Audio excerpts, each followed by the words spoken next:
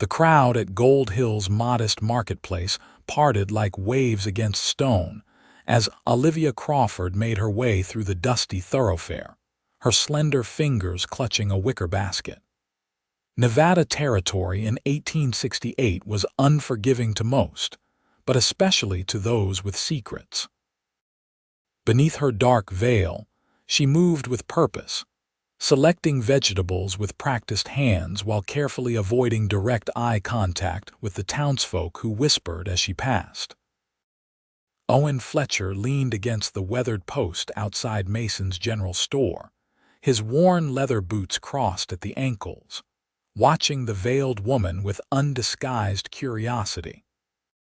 New to Gold Hill after 6 months working cattle drives from Texas, he'd noticed her 3 Saturdays in a row always alone, always covered, always gone before anyone could engage her in conversation. "That's the Crawford girl," Abe Mason said, following Owen's gaze as he swept the wooden porch. "Lives out by Sweetwater Creek with her pa. Been that way since she came back from back east." "Been what way?" Owen asked, adjusting his hat against the morning sun. "Hidden. Covered up. Used to be the prettiest thing in Nevada territory before she left. Now."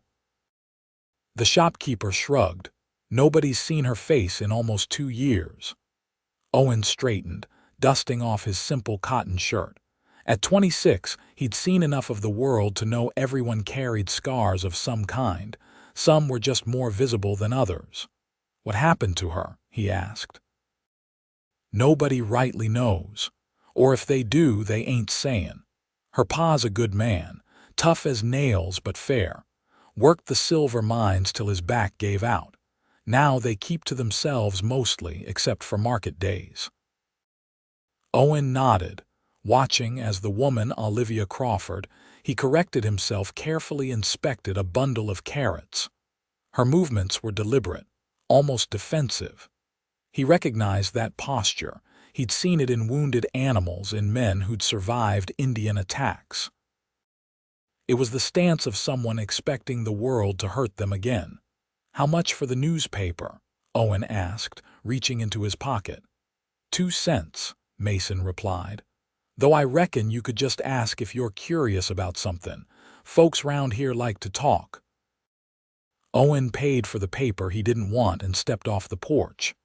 "Sometimes talking to folks just gets you other folks' opinions," he said. "Think I prefer finding things out for myself." He moved through the market with casual confidence, tipping his hat to those who nodded his way. 6 months in Gold Hill had earned him enough recognition to be considered more than a stranger, but not quite a local.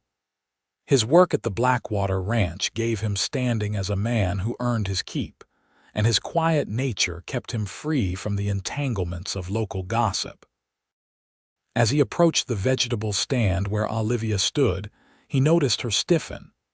Her basket was nearly full: potatoes, onions, carrots, and a small cut of salt pork wrapped in brown paper. She was preparing to leave when the young son of the vegetable seller came barreling through the crowd, chasing after a rolling apple. The boy collided with Olivia's legs, sending her basket tumbling to the ground and nearly knocking her over. Owen moved without thinking, reaching out to steady her with one hand while catching the basket with the other. Beneath his fingers, he felt her trembling through the fabric of her modest dress. "Steady there," he said softly. "No harm done." "I'm sorry, miss." The boy called out, retrieving his apple before his mother yanked him away by the collar, scolding him for his recklessness. Olivia had frozen at Owen's touch, and he immediately released her arm, respecting her obvious discomfort. He knelt to gather the scattered vegetables, carefully placing them back in her basket. "I believe these are yours," he said, offering the basket with a gentle smile. She reached for it hesitantly, her gloved hands emerging from beneath her shawl. "Thank you," she whispered, her voice barely audible through the veil. It was a pleasant voice, soft and cultured, at odds with the harsh surroundings of the mining town. "Owen Fletcher," he said, touching the brim of his hat. "I work over at Blackwater Ranch." She nodded but said nothing more, clutching the basket close to her chest. "Can I help you with anything else?" he asked, noticing how the whispers around them had intensified, people watching their interaction with undisguised interest. "No," she said quickly. "Thank you, Mr. Fletcher, but I must go." As she turned to leave, a strong gust of wind swept through the market, catching her veil and lifting it partially. With instinctive quickness, she raised her hand to secure it, but not before Owen caught a glimpse of what lay beneath a pattern of raised, reddened scars along her jawline and neck, disappearing beneath her high collar. Their eyes met for the briefest moment, and in that heartbeat, Owen saw not just physical scars but a profound anguish that struck him to his core. Then the veil was secured, and she was hurrying away, her back straight despite the obvious distress in her movements. "Miss Crawford," he called after her, but she didn't turn back. The next Saturday, Owen arrived at the market earlier than usual. He positioned himself near Mason's general store with a clear view of the main path. When Olivia appeared, moving purposefully toward the produce stands, he felt an unexpected lightening in his chest. She wore the same dark veil, the same modest dress, but today her basket hung from the crook of her arm rather than clutched protectively against her chest. He gave her time to complete most of her shopping before approaching, not wanting to startle her. As she examined a bolt of blue cotton fabric, he cleared his throat softly. "Good morning, Miss Crawford." She stiffened, then turned slowly. "Mr. Fletcher." "I was hoping I'd see you today," he said, keeping his voice casual. "Wanted to make sure you got home all right last week." "I did," she replied, her voice guarded but not unfriendly. "Thank you for your assistance with the basket." "Not much of an assistance, just common courtesy." He smiled, then gestured to the fabric she'd been examining. "That's a pretty shade. Would make a nice dress for summer." Her hand dropped from the fabric as though it had burned her. "I was just looking." Owen silently cursed himself for his thoughtlessness. "I apologize if I've overstepped." "You haven't," she said quickly. I don't have much cause for new dresses these days." Before he could respond, the fabric merchant called out to her. "It would suit you, Miss Crawford. Reminds me of that blue gown you wore to the Founder's Day dance before you went east to school. Your ma had it made special, if I recall." Olivia's posture stiffened further. "That was a long time ago, Mr. Daniels." "Not so long," the merchant replied kindly. "Only 3 years or so." "A lifetime," she whispered, so softly that only Owen caught it. "Miss Crawford," Owen said, sensing her discomfort, "I wonder if I might ask a favor." She turned toward him, the movement conveying surprise despite her hidden features. "A favor from me?" "I'm new to the area, relatively speaking," he explained. "Been working so much, I haven't had a chance to learn the countryside properly. I heard there's good fishing at Sweetwater Creek. I was hoping you might point me in the right direction, since I understand it's near your property." It was a transparent excuse, and for a moment he thought she might refuse. Then, to his surprise, she nodded slightly. "The creek runs along the western edge of our land," she said. "There's a stand of cottonwoods marking the best fishing spot. If you follow the south road out of town for about 3 miles, then take the fork toward the mountains, you'll see it." "Much obliged," he said, touching his hat brim again. "Maybe I'll try my luck tomorrow after church." She hesitated, then added, "The trout bite best in the early evening just before sunset." It was the most she'd said to him at once, and Owen counted it as progress. "I'll remember that." A silence fell between them, not entirely uncomfortable. Around them, the market hummed with activity, but in their small pocket of conversation, a tentative connection had formed. "I should be getting back," she finally said. "My father will be waiting." "Of course." Owen stepped back, giving her space. "Thank you for the directions, Miss Crawford." She nodded once more and turned to leave. This time, he didn't call after her but watched as she made her way through the crowd, her veiled figure somehow more substantial to him now that they had spoken properly. The next day, after attending the small wooden church in Gold Hill, Owen rode out along the South Road as Olivia had directed. The late June day was warm but pleasant, with a breeze coming down from the Sierra Nevadas that kept the worst of the heat at bay. True to her word, about 3 miles out of town, he came to a fork in the road, one branch continuing south toward Virginia City, the other veering west toward the mountains. He took the western fork, and within a mile, he spotted the stand of cottonwoods she had mentioned, their leaves shimmering silver in the afternoon light. The creek gurgled pleasantly over smooth stones, the water clear and inviting. Owen dismounted, letting his horse drink while he surveyed the area. It was a beautiful spot, peaceful in a way the bustling mining town could never be. He could understand why someone seeking solitude might appreciate it. Setting up his simple fishing line, he settled against a tree trunk and prepared to wait for the evening bite. He'd caught 2 modest-sized trout when he heard the approach of a horse. Looking up, he was startled to see Olivia riding toward him on a dappled mare. She wore her usual veil, but her dress was simpler today, practical for riding. She brought her horse to a stop a respectful distance away. "Mr. Fletcher," she called, her voice carrying clearly over the sound of the creek. "I thought I might find you here." Owen set his fishing pole aside and stood. "Miss Crawford, I hope I'm not trespassing." "No," she said, dismounting with practiced ease. "This spot is just on the edge of our property. My father and I don't mind fishermen so long as they're respectful." "I always try to be," he said with a smile. "Would you care to join me? I've caught enough for a small meal if you're interested." She hesitated, then secured her horse's reins to a low branch. "I can stay a while."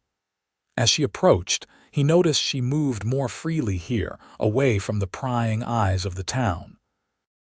Her shoulders weren't quite so tense, her steps more natural. "I was surprised to see you," he admitted, gesturing to a flat rock beside his tree where she could sit. "Pleasant surprise, though." "I saw the smoke from your fire," she explained, settling carefully on the rock, arranging her skirts. "Thought I should make sure it wasn't trouble." "Just cooking up these fellows," he said, indicating the fish. "Though I'll admit I was hoping I might run into you." She was quiet for a moment, then asked, "Why?" The directness of the question caught him off guard. "Why what?" "Why were you hoping to see me?" Her voice held genuine confusion. "I'm not. I don't understand your interest, Mr. Fletcher." Owen considered his words carefully as he tended the small fire. "I suppose I find you interesting, different from most folks in town. Because of this?" she asked, one gloved hand rising to touch her veil. "No," he said firmly. "Because you speak like someone who's seen more of the world than Gold Hill. Because you gave me precise directions to the best fishing spot instead of vague gestures. Because you ride out alone to check on a smoke signal when most women would have sent a man to look." She was silent again, longer this time. "You're observant. Comes with the territory," he replied, turning the fish on the makeshift spit. "A cowboy who doesn't notice details tends not to stay a cowboy very long." "Is that what you are, a cowboy?" "Among other things," he said. "Started out in Texas, worked my way through Colorado, Utah, and now Nevada. I can herd cattle, break horses, mend fences, and catch fish." He smiled at her. "Though I'm better at some of those than others." "Why Gold Hill?" she asked, relaxing slightly as their conversation continued. "Why not? It's growing, there's work, and the views aren't hard on the eyes." He glanced toward the mountains. "Though I admit I didn't expect to stay this long. Something about the place got under my skin." "It has a way of doing that," she agreed softly, even when you try to leave it behind. There was a story there, but Owen didn't press. Instead, he carefully removed the cooked fish from the fire and divided it between 2 tin plates he'd brought in his saddlebag. "Nothing fancy," he said, offering her a plate. "But fresh caught tastes better than anything in a restaurant to my mind." She accepted the plate but made no move to eat. After a moment, Owen realized the problem. To eat, she would need to lift her veil. "I can turn away," he offered quietly, "or we could just talk and I'll save your portion for later." Olivia's hands trembled slightly as she set the plate on her lap. "You saw, didn't you, at the market, when the wind caught my veil?" Owen met her gaze through the dark fabric. "I saw enough to know you've been hurt, not enough to make any judgments." "Most people do," she said, her voice tight. "Judge, I mean, or stare, or worse, pretend not to notice while whispering the moment I turn away." "I'm not most people," he replied simply. To his surprise, she reached up with one hand and slowly lifted the side of her veil, just enough to expose her mouth and one cheek, keeping the rest of her face covered. The scars he'd glimpsed before were more visible now, a series of raised, reddish marks that curved along her jawline. She took a small bite of fish, then quickly lowered the veil again. "You didn't flinch," she observed. "Should I have?" "Most do. Like I said, you're not most people," she finished for him. "So you've claimed." They ate in companionable silence for a while, Olivia lifting her veil just enough to take small bites, Owen politely focusing on his own meal or the creek rather than watching her. "They're burned scars," she said suddenly, her voice steady despite the weight of the words. "If you were wondering." Owen nodded, respecting her directness with his own. "I figured as much. Had a friend in the war got caught in a munitions explosion. His scars looked similar." "These weren't from anything so heroic," she said with a hint of bitterness. "Just a house fire. Ordinary, really." "Nothing ordinary about surviving a fire," he countered gently. She was quiet for a long moment. "It was in Boston. 2 years ago, I was staying with my aunt to finish my education. The fire started in the kitchen while we slept." Her voice grew distant. "I woke to smoke and flames. Tried to reach my aunt's room, but the hallway collapsed. A beam fell. I don't remember much after that." Owen set aside his empty plate. "I'm sorry about your aunt." "Thank you," she whispered. "The doctors said I was lucky, that I should be grateful." A hollow laugh escaped her. "As if gratitude was possible when you wake up to find yourself changed forever." "Changed, yes," Owen agreed, "but not lessened." Her head turned sharply toward him. "You can't possibly know that." "You're right," he admitted. "I spoke out of turn. I apologize." She stood abruptly, brushing crumbs from her riding skirt. "I should be getting back. My father will worry." Owen rose as well, respecting her need to retreat. "Thank you for joining me, Miss Crawford, and for trusting me with your story." She paused as she reached for her horse's reins. "I don't know why I told you. I haven't spoken about it to anyone here. Sometimes it's easier to talk to someone who doesn't have a before and after image of you," he suggested. "No expectations to live up to or disappoint." She considered this, then nodded slightly. "Perhaps." She mounted her horse with practiced grace. "Goodbye, Mr. Fletcher." "Until next time, Miss Crawford," he called as she turned her mare toward home. She didn't correct him or deny there would be a next time, which Owen took as a good sign. The following Saturday, Olivia looked for Owen at the market but didn't see him among the usual crowd. She completed her shopping more quickly than usual, disappointed despite herself. It wasn't until she was loading her purchases into her father's wagon that she heard his voice. "Miss Crawford," Owen called, jogging up to the wagon. "I'm glad I caught you." She turned, trying to suppress the flutter in her chest at his appearance. "Mr. Fletcher, I didn't see you in the market today. Had to ride out to check the north pasture fences early this morning," he explained. Just got back. He was dusty from riding, his shirt clinging to him in the summer heat.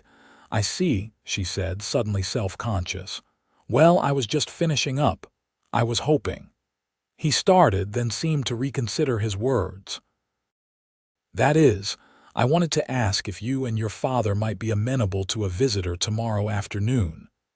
The request caught her off guard. A visitor? Me, he clarified with a smile. I'd like to properly introduce myself to your father and perhaps continue our conversation from the creek. Olivia gripped the side of the wagon tightly. No one had asked to call on her since her return to Gold Hill. The thought was both terrifying and oddly thrilling. My father. She began uncertainly. Is protective, I imagine, Owen finished for her. As he should be. Which is why I'd like his permission to call on you properly. Call on me, she repeated, unable to keep the disbelief from her voice. Owen stepped closer, lowering his voice. Olivia, Miss Crawford, I've enjoyed our conversations. I'd like the chance for more of them with your father's blessing. The use of her given name sent a warm current through her. I don't think you understand what you're asking, she said carefully. I'm not suitable for calling upon. His eyes held hers through the veil, steady and sincere. Why don't you let me be the judge of that? Before she could respond, a gruff voice called from behind her. Livy, everything all right? She turned to see her father approaching, his cane tapping against the hard, packed dirt of the street. Marcus Crawford had once been a powerful man, broad-shouldered and strong from years in the silver mines. Now, at 53, his back was permanently bent from injury, but his eyes remained sharp and assessing as they took in Owen. Yes, Pa, she answered quickly. This is Mr. Fletcher. He works at Blackwater Ranch. Owen extended his hand. Sir, it's a pleasure to meet you. I was just asking your daughter if I might call on you both tomorrow afternoon. Marcus studied Owen's face as they shook hands, then glanced at his daughter. That right, Livy? She nodded, grateful for the veil that hid her flushed cheeks. Mr. Fletcher and I met at the market last week. He helped me when I dropped my basket. Marcus's weathered face gave away nothing as he considered. We don't get many visitors out our way, he said finally. But I suppose we could manage one. He fixed Owen with a stern look. 3 o'clock, don't be late. No, sir, Owen replied respectfully. I'll bring something for tea. As Marcus climbed laboriously into the wagon, Owen turned back to Olivia. Until tomorrow, then. Tomorrow, she echoed softly, unable to decide if she was terrified or elated at the prospect. The Crawford homestead was modest but well-maintained, situated on a gentle rise overlooking Sweetwater Creek. A small orchard of apple trees stood to one side, and a kitchen garden flourished near the house. Owen arrived precisely at 3 o'clock, a package of store-bought cookies and a small bouquet of wildflowers in hand. Olivia met him on the porch, still veiled but wearing a dress he hadn't seen before, a simple blue cotton that reminded him of the fabric she'd been admiring at the market. The coincidence wasn't lost on him, but he made no comment on it as he handed her the flowers. These are lovely, she said, sounding genuinely pleased. Thank you. The countryside's full of them right now, he replied. Seemed a shame not to bring some. Marcus Crawford awaited them in the small but tidy parlor, seated in a worn armchair near the window. He gestured for Owen to take the chair opposite while Olivia excused herself to put the flowers in water and prepare tea. So, Fletcher, Marcus began once they were alone, Blackwater's a good outfit. How long you been with them? About 6 months, sir, Owen replied honestly. Came up from Texas with a cattle drive and decided to stay on. And before that, Texas mostly, worked a few ranches there. Did a stint in the war Union side, but don't talk about that much. Marcus nodded. Most don't. War's for fighting, not discussing. He leaned forward slightly. "What are your intentions toward my daughter, Mr. Fletcher?" The directness of the question didn't surprise Owen. "Honorable ones, Mr. Crawford. I'd like the opportunity to know her better, to court her properly with your permission." The older man's eyes narrowed. "You've seen what's beneath that veil," glimpsed it, Owen acknowledged. "Doesn't change my request." Marcus studied him intently. "Most men in this town look at her like she's damaged goods, some of the same ones who used to call her the prettiest girl in Nevada territory." "With all due respect, sir, those men are fools," Owen said firmly. "Your daughter is intelligent, kind, and stronger than most realize. The scars don't change that." A floorboard creaked, and both men turned to see Olivia standing in the doorway, a tea tray in her hands. The slight tremor in the cups suggested she'd heard at least part of their exchange. "Tea's ready," she said, her voice carefully controlled. Marcus's weathered face softened as he looked at his daughter. "Set it here, Livy. And perhaps you might show Mr. Fletcher the orchard after we've had our refreshments. Weather's too fine to stay cooped up indoors." The suggestion permission really brought a visible straightening to Olivia's posture. "If Mr. Fletcher would like that." "I would," Owen confirmed, smiling at her. "Very much." The tea was pleasant if slightly awkward, with Marcus questioning Owen about his experience with cattle, his family background, modest farmers from Missouri, and his plans for the future. Owen answered honestly that he'd been considering looking for land of his own someday, perhaps in Nevada if the right opportunity presented itself. "Land's the only thing worth having," Marcus declared. "A man can lose everything else, but if he's got land, he can always start again." His gaze drifted toward his daughter. "Isn't that right, Livy?" "Yes, Pa," she agreed softly, and Owen sensed a shared history in the exchange. When the tea was finished, Olivia led Owen outside toward the small apple orchard. The trees were just beginning to form tiny fruit, their branches providing dappled shade against the afternoon sun. "Your father seems like a good man," Owen commented as they walked. "He is," she agreed. "The best. After the fire, when I came home like this. He never once made me feel like a burden or an embarrassment. He built a life for us here when I couldn't face going back to town." They stopped beneath the largest apple tree, its branches spreading wide above them. "What was it like?" Owen asked gently. "Coming back?" Olivia was quiet for a moment, trailing her gloved fingers along the tree's rough bark. "Humiliating," she finally said. "I left here a girl of 18, off to finish my education in Boston, everyone so proud. I came back at 20, half my face and neck scarred beyond recognition, hiding behind veils and high collars." "It must have been difficult," he acknowledged. "The physical pain was." She shook her head. "Indescribable at times, but the stares, the whispers, the pity that was worse. Much worse." Owen leaned against the tree trunk, giving her space while remaining close. "Is that why you stay out here? The whispers?" "Partly," she admitted. "And partly because I'm ashamed. The girl who left Gold Hill was confident, pretty, with her whole life ahead of her. I'm not her anymore, and I don't know how to be this new person in front of the people who knew her." "We're all changing all the time," Owen observed, "just usually not so visibly or suddenly." She turned toward him, the sunlight filtering through her veil. "Why are you here, Mr. Fletcher?" "Truly, Owen," he corrected gently. "And I'm here because from the moment I saw you in the market I wanted to know your story. The more I learn of it, the more I want to know you." "But why?" she pressed, a note of frustration entering her voice. "I'm not. I don't understand what you could possibly see in me." Owen straightened, taking a careful step toward her. "May I?" he asked, gesturing toward her veil. She stiffened. "What?" "I'd like to see your face properly, all of it, if you'll permit me." Her hands curled into fists at her sides. "Why would you want that?" "Because I'm tired of having this conversation with a piece of fabric," he said simply. "Because I think you're hiding more than scars behind that veil." She stood motionless for so long that Owen thought she might refuse.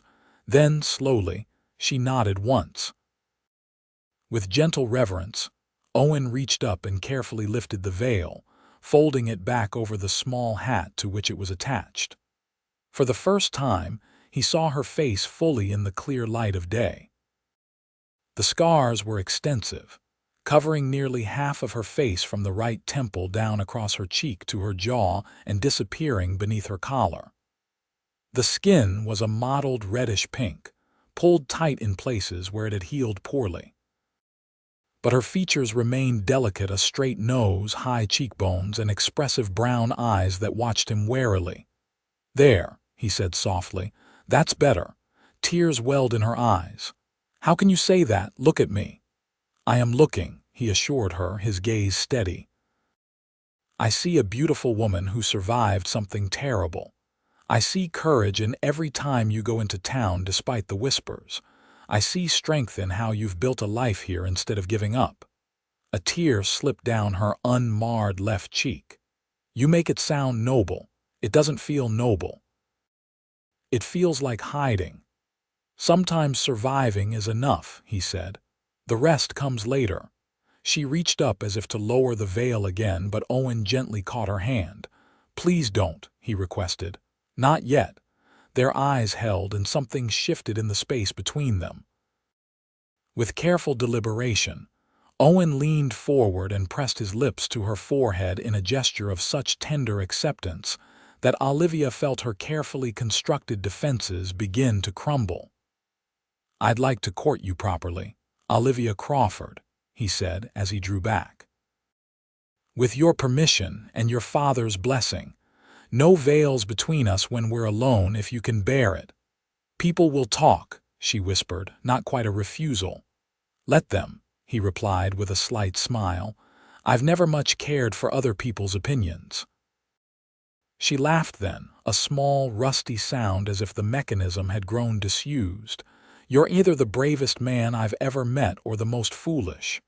"I've been called worse," he admitted, his smile widening. "Is that a yes?" Olivia took a deep breath, then nodded. "Yes."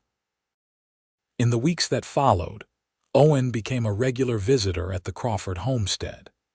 He came for Sunday dinners after church, bringing small gifts, a book of poetry, fresh honey from a beekeeper outside town, wildflowers whenever he found them blooming. On Wednesdays, his day off from the ranch, he arrived in the mornings to help Marcus with the heavier chores around the property, fixing fence posts and mending the barn roof. Olivia still wore her veil in town, but at home with Owen, she gradually grew comfortable enough to leave it off. The first time she greeted him at the door without it, his face had lit up with such genuine pleasure that she felt something long dormant within her stir to life. By mid-August, the entire town of Gold Hill knew that Owen Fletcher was courting the scarred Crawford girl. The whispers had intensified for a time, speculation running rampant about what could possibly attract a handsome cowboy to a disfigured woman. But Owen's steady presence and Olivia's gradual reemergence into community life still veiled, but more willing to engage in brief conversations at the market or church eventually dulled the edge of gossip. One particularly warm evening, Owen arrived with a picnic basket and a proposal to eat dinner by the creek. Marcus, who had grown to trust the young cowboy, waved them off with instructions to be back before full dark. They settled in the same spot where they had shared fish months before, spreading a blanket beneath the cottonwoods. Olivia had brought a simpler veil, one that she could easily lift to eat while still feeling protected. "I have news," Owen said as they unpacked the food he'd brought: fried chicken, biscuits, and apple pie purchased from the hotel restaurant in town. "What sort of news?" she asked, arranging the plates. "I've given notice at Blackwater," he replied, watching her face carefully. My last day is at the end of the month. Olivia's hand stilled, her expression freezing. You're leaving Gold Hill? No, he corrected quickly. I'm staying, but I've purchased land. Land, she repeated, confusion replacing her momentary panic. 80 acres just north of town. Has a small cabin that needs work, good water access and decent grazing. Not much, but it's a start. He reached across the blanket to take her hand. My own ranch, Olivia. Small to begin with, but something to build on. Understanding dawned in her eyes. Your own place. Our own place, he corrected softly, if you want it to be. Her breath caught. Owen. He shifted, moving closer to her on the blanket. I know it's fast. We've only known each other a few months, but I've lived enough to recognize what matters when I find it. He squeezed her hand gently. I love you, Olivia Crawford. I want to build a life with you. She stared at him, searching his face for any sign of doubt or pity. Finding none, she whispered, You're certain about me, like this. In answer, Owen reached up and gently lifted her veil completely, removing it from her hat and setting it aside. Then he leaned forward and, with exquisite tenderness, pressed his lips to the scarred skin of her cheek, tracing the path of the worst damage with soft kisses. I have never been more certain of anything, he murmured against her skin. Tears spilled down her cheeks as she turned her face to meet his lips with her own. It was their first true kiss, and it held all the promise of the future he was offering: acceptance, partnership, love without conditions or reservations. When they finally broke apart, Olivia rested her forehead against his. Yes, she said simply. Yes to everything. Owen's smile was radiant as he reached into his pocket and pulled out a small wooden box. Inside lay a modest gold band set with a single small pearl. It was my grandmother's, he explained. Not fancy, but it's perfect, she interrupted, extending her trembling left hand. He slipped the ring onto her finger, then kissed her hand. Your father already gave his blessing, he admitted. I asked him last Sunday while you were preparing dinner. She laughed, the sound no longer rusty but clear and bright. You were that confident in my answer. Hopeful, he corrected, pulling her close against his side. Very hopeful. They sat together as the sun began to set, painting the creek in shades of gold and amber. For the first time in years, Olivia felt something like peace settle over her. The scars remained, would always remain, but they no longer defined the boundaries of her world. When shall we marry? She asked, admiring how the small pearl caught the fading light. Whenever you want, Owen replied. Though sooner would be my preference. The cabin needs a woman's touch before winter sets in. October, she decided. When the apples in our orchard are ripe, we'll have pies at the wedding. October it is, he agreed, sealing the promise with another kiss. News of their engagement spread through Gold Hill like wildfire. Most responses were positive. Owen had made friends during his time in town, and Marcus Crawford was well respected despite his reclusive tendencies in recent years. But there were those who found the match puzzling or even inappropriate, their whispers following Olivia when she ventured into town. Don't let them bother you, Owen advised when she mentioned the gossip during one of their evenings together. People will always talk. It doesn't change what we have. I know, she said, leaning against him on the Crawford porch swing. It's just difficult sometimes. I keep waiting for you to realize what you're committing to: a lifetime with someone people stare at, whisper about. Let them stare, he said firmly. And if they whisper, I hope they're saying, there goes the luckiest man in Nevada territory with his beautiful wife. She nudged him playfully. You're impossible. Impossibly in love, he corrected, kissing the top of her head. September brought cooler weather and preparations for the wedding. Owen worked tirelessly on the cabin, replacing rotted floorboards, patching the roof, and adding a second small bedroom for the future. as he put it with a meaningful smile that made Olivia blush to the roots of her hair. Marcus insisted on purchasing new furniture for them as a wedding gift, ordering a proper bed and dresser from a craftsman in Virginia City. Olivia, gaining confidence, ventured into the dressmaker's shop to commission a wedding dress, her first new dress since the fire. "Nothing too elaborate," she told Mrs. Peterson, the dressmaker. "Simple but pretty." "Ivory would suit you," the older woman said matter-of-factly, measuring Olivia's waist. "With your coloring, and perhaps a design that features this side." She gestured to Olivia's unscarred left profile. Olivia tensed. "I don't want to hide on my wedding day." Mrs. Peterson smiled kindly. "Not hiding, dear, just emphasizing your best features. All brides do it." After considering, Olivia nodded. "All right, but I won't be wearing a veil, not the usual kind anyway. No veil." The dressmaker looked startled. "No," Olivia confirmed, standing straighter. "Owen wants to see my face when we marry, all of it." Mrs. Peterson studied her for a moment, then nodded with newfound respect. "Mr. Fletcher is a good man. The best," Olivia agreed softly. 2 weeks before the wedding, disaster struck the Blackwater Ranch. A fire broke out in the main barn, started by a carelessly discarded cigarette from one of the hands. Owen, who was finishing his final days of work there, was among those who fought to control the blaze and save the livestock. Word reached Olivia late in the evening when one of the ranch hands rode out to the Crawford property. "Fletcher's been hurt," the young man reported breathlessly. "Burns on his hands and arms. Doc Sullivan's with him at the ranch house now." Without hesitation, Olivia threw on her shawl, not bothering with her veil, and rode with her father to Blackwater. They found Owen in the bunkhouse, his hands and forearms wrapped in white bandages, his face smudged with soot but otherwise unharmed. "Olivia," he said when she rushed to his side. "I'm fine, just some minor burns. Nothing to worry about.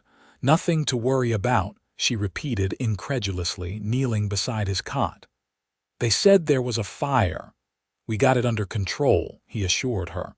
"Saved most of the horses and all of the men. The barn's a loss, but buildings can be rebuilt." Dr. Sullivan, who had been packing his medical bag nearby, approached them. "He'll be fine, Miss Crawford. Second-degree burns on his hands and forearms. Painful, but they'll heal with proper care. He should limit use of his hands for a couple of weeks." A couple of weeks. The words hung in the air between them. Their wedding was in less than that. "The wedding," Owen said, as if reading her thoughts. "Olivia, I'm sorry. We might need to postpone." "No," she interrupted firmly. "We're not postponing anything." She turned to the doctor. "He'll heal completely." "Yes," Sullivan confirmed, "though he may have some scarring on his hands and arms." A strange laugh bubbled up from Olivia's throat. "Scarring," she repeated, reaching up to touch her own face. "Well, now we'll match." Owen's eyes widened, then crinkled with suppressed laughter despite his pain. "I hadn't thought of it that way." She took his bandaged hand gently between her own. "I'm the expert on burn recovery in this relationship. I'll take care of you." And she did. Olivia moved Owen into the Crawford house for his recovery, tending his burns with the knowledge born of her own painful experience. She changed his bandages, applied the salve Dr. Sullivan had left, and helped him eat when his bandaged hands made it difficult. Through it all, she never once wore her veil at home, even when neighbors came to call with well wishes and wedding gifts. If they were startled by her unveiled appearance, they were polite enough not to comment, focusing instead on Owen's recovery and the upcoming nuptials. "You haven't worn your veil in days," Owen observed one evening as they sat on the porch, his bandaged hands resting in his lap while she read aloud from a book of poetry. She marked their place with a finger. "I haven't needed it, not here with you. Not just with me," he pointed out. "Mrs. Daniels and Reverend Holloway were here earlier. You didn't put it on for them either." Olivia considered this, somewhat surprised by her own actions. "I suppose I didn't think about it. I was more concerned with your bandages than my own coverings." He smiled, leaning over to kiss her unscarred cheek. Progress. The day before their wedding, Owen's bandages came off for the last time. His hands were still red and tender in places, with several areas that would likely scar, but he could use them well enough to hold his bride's hands during the ceremony. "Not quite as handsome as before," he joked, examining the healing burns. Olivia took his hands in hers, turning them over to examine both sides. "I think they're perfect," she said, meeting his eyes. Strong hands that weren't afraid to walk through fire. His expression softened as he recognized his own words, similar ones he had spoken to her about her scars. "I love you," he said simply. "And I love you," she replied. "Tomorrow I'll say it in front of everyone." The wedding day dawned clear and cool, perfect October weather. The ceremony was to be held in the Crawford orchard, where the apple trees were heavy with ripe fruit, and the leaves had begun to turn golden at the edges. Olivia, dressed with care in the ivory gown Mrs. Peterson had created. It was simple but elegant, with a modestly scooped neckline and long sleeves. The design cleverly incorporated a high collar on her right side that transitioned into a more open neckline on her left, neither hiding nor emphasizing her scars, but simply accommodating them as part of her. She wore her hair down, the rich brown waves falling past her shoulders, and placed a crown of autumn flowers atop her head. Standing before her mirror, she studied her reflection, the scarred woman who had hidden from the world for nearly 2 years, now preparing to stand before it as a bride. "You look beautiful, Livy," her father said from the doorway, his eyes suspiciously bright. "Your mother would be so proud." She turned to him, suddenly anxious. "Are you sure, Pa, without the veil, everyone will see?" Marcus crossed the room and took her hands in his. "Let them see," he said firmly. "Let them see my beautiful, brave daughter marrying a man worthy of her." Tears threatened, but Olivia blinked them back. "I don't want to cry yet," she said with a watery laugh. "Mrs. Peterson would never forgive me if I ruined her masterpiece before the ceremony." They heard the sounds of guests arriving outside, wagons and horses, voices calling greetings. Nearly everyone in Gold Hill had been invited, though Olivia had expected only a handful to attend. To her surprise, it sounded like many had come. "Ready?" Marcus asked, offering his arm. She took a deep breath, then nodded. "Ready." The small gathering fell silent as Olivia emerged from the house on her father's arm. For a moment, she felt the old panic rising, all those eyes on her, seeing her scars in the bright October sunlight. Then her gaze found Owen, standing beneath an arch of autumn branches at the end of the makeshift aisle, his face, as he saw her, transformed with such naked adoration that she forgot everything else. He only had eyes for her, and in his gaze, she was simply Olivia, beloved, desired, whole. She walked toward him with growing confidence, aware of the murmurs from the guests, but no longer concerned by them. When she reached him, Owen took her hands in his still tender ones, their matching injuries a testament to survival. "You're not wearing your veil," he whispered, his voice thick with emotion. "I don't need it anymore," she replied simply. Reverend Holloway smiled at them both before beginning the ceremony. "Dearly beloved, we are gathered here today to witness the union of two souls who have found in each other what all of us seek: acceptance, understanding, and love that sees beyond the surface to the heart beneath." As they exchanged their vows, Owen lifting her scarred right hand to his lips when he placed the gold band on her finger, Olivia felt the last of her walls crumbling away. This was what healing truly meant, not the fading of scars or the forgetting of pain, but the courage to live fully despite them. The Reverend pronounced them husband and wife, and Owen kissed her thoroughly, heedless of the audience, his hands cradling her face, both the smooth and the scarred sides, with equal tenderness. The celebration afterward was joyous, with tables set up beneath the apple trees and lanterns hung from the branches to illuminate the gathering as evening fell. To Olivia's astonishment, the townspeople treated her with warmth and respect, many approaching to offer genuine congratulations. Mrs. Fletcher, Mrs. Daniels from the fabric shop, greeted her, the title still new and wonderful to Olivia's ears. "That dress is lovely, shows off your good features." "Thank you," Olivia replied, touching the fabric self-consciously. "Mrs. Peterson did beautiful work." "She did," the older woman agreed, then added more quietly, "but it's your courage that makes it shine, dear. We've all missed seeing you in town these past years." Before Olivia could respond, Mrs. Daniels patted her hand and moved on, leaving her momentarily speechless. Owen appeared at her side, slipping an arm around her waist. "Everything all right?" he asked, noticing her expression. "Yes," she said slowly, wonderingly, "I think it is." As the celebration continued, Olivia found herself surrounded not by pitying stares or uncomfortable avoidance, but by the community she had feared for so long. They weren't ignoring her scars, she caught glances, of course, but they were seeing beyond them to the woman beneath, the one Owen had recognized from the beginning.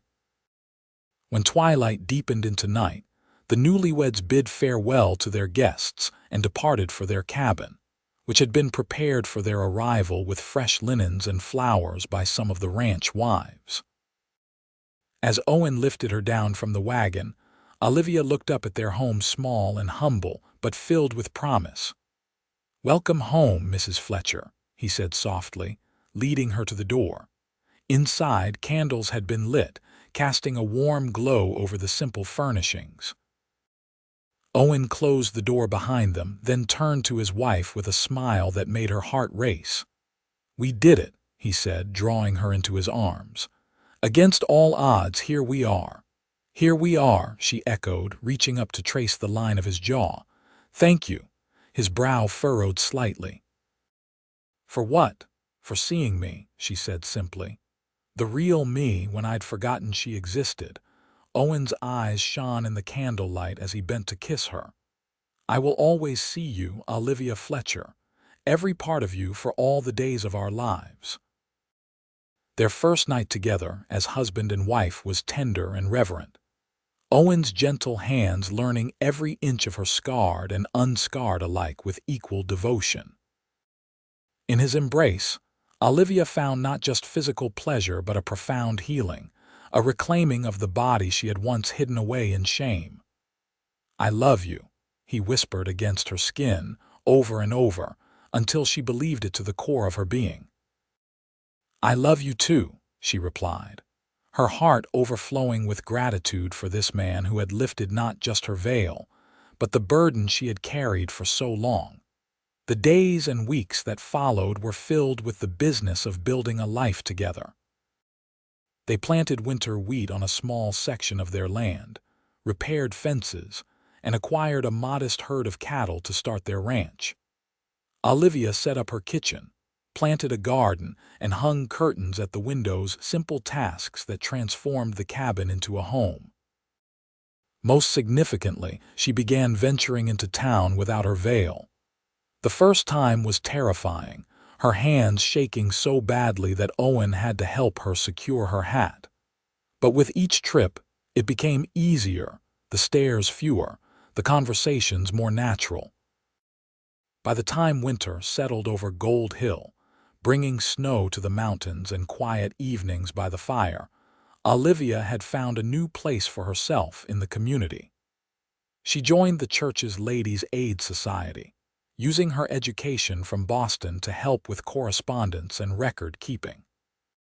She began giving piano lessons to several children in town, her musical training finding purpose again. On Christmas Eve, as they sat before their fire with cups of mulled cider, Olivia placed Owen's hand on her still flat stomach. "I have a gift for you," she said softly. "One that won't arrive until summer." His eyes widened, then filled with tears as he understood. "Truly," she nodded, her own eyes damp. "Dr. Sullivan confirmed it yesterday. We're going to have a baby, Owen." He gathered her into his arms, his joy too great for words. Later, as they lay in bed, he pressed a gentle hand to her abdomen. "Boy or girl doesn't matter to me," he murmured. "Just healthy and happy. And loved," Olivia added. "So very loved." "That goes without saying," he agreed, kissing her temple.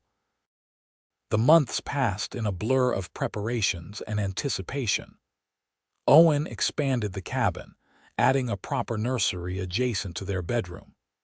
Olivia sewed tiny garments and received knitted blankets from the women in town who had once seemed so distant and judgmental. Their first anniversary approached as summer reached its peak, Olivia's body heavy with child in the August heat. The baby was due any day, and Owen rarely left her side, arranging for one of the younger hands he'd hired to manage the daily ranch work. "You don't need to hover so," she chided affectionately as he brought her yet another glass of cool water from the well.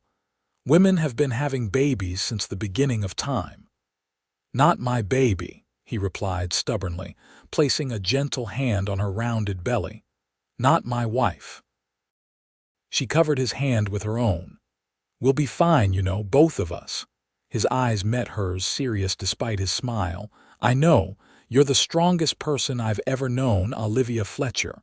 Before she could respond, she felt a sharp pain and a rush of fluid. Her eyes widened. "Owen, it's time."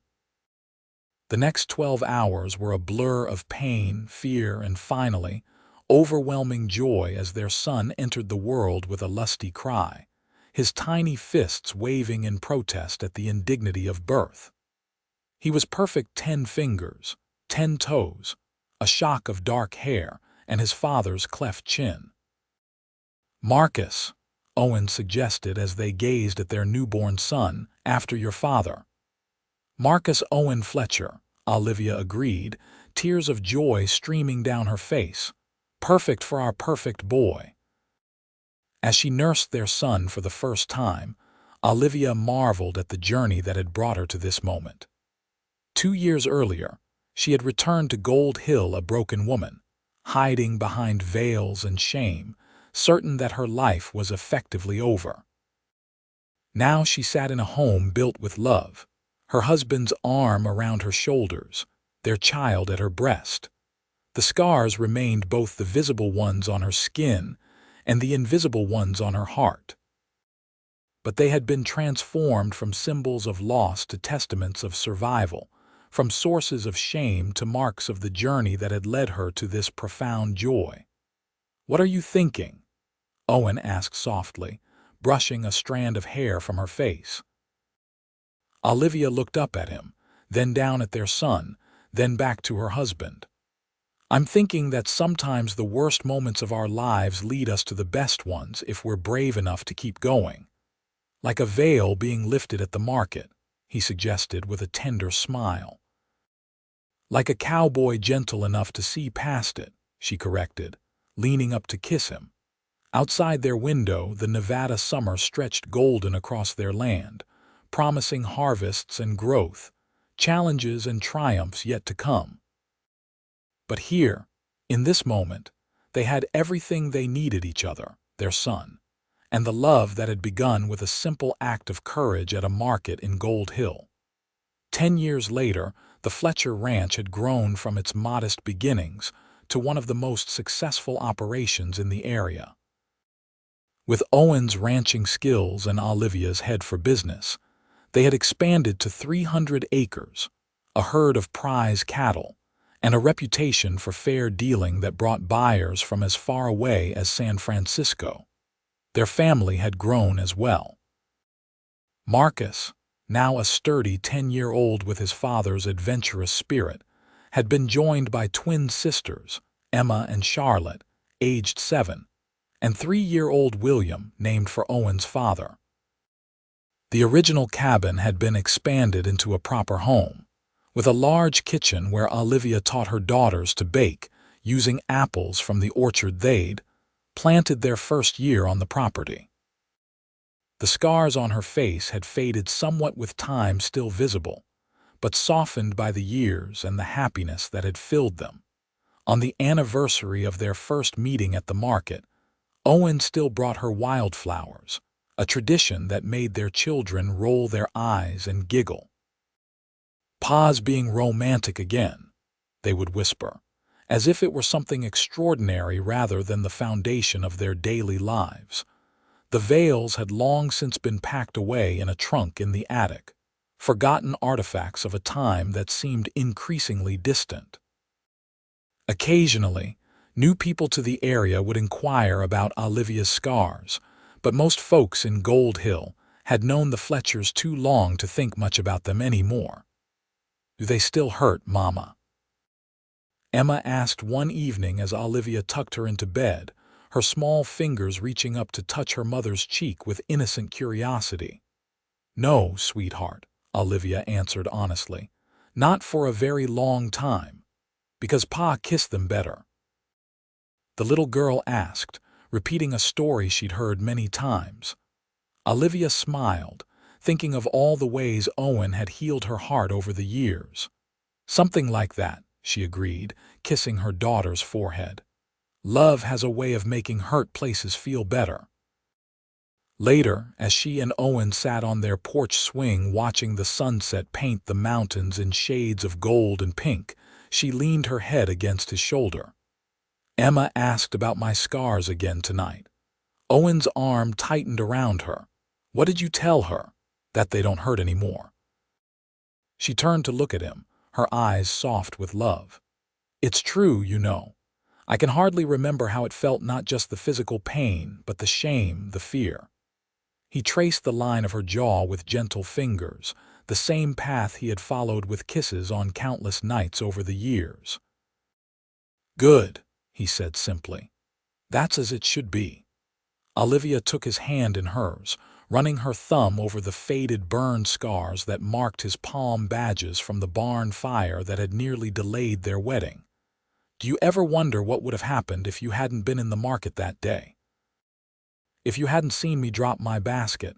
Owen shook his head. "No, some things are just meant to be, Olivia.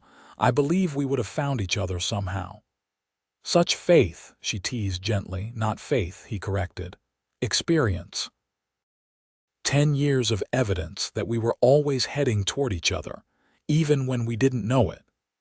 From inside the house came the sound of Marcus calling for them, something about William getting into the cookie jar, and they both laughed. The conversation paused by the demands of family life. As they rose from the swing, Owen pulled Olivia close for a moment, pressing his lips to hers in a kiss that held all the passion of their early days and all the depth that years together had added. "I love you," he said against her lips. "Scars and all." "I love you too," she replied, her heart full. "Thank you for lifting my veil, Owen Fletcher, in every way that matters." Hand in hand, they went inside to tend to their children, their home, their life together, a life built on the foundation of that single moment of courage and kindness in a marketplace long ago, when a veiled woman dropped her basket, and a cowboy saw beyond her scars to the heart beneath.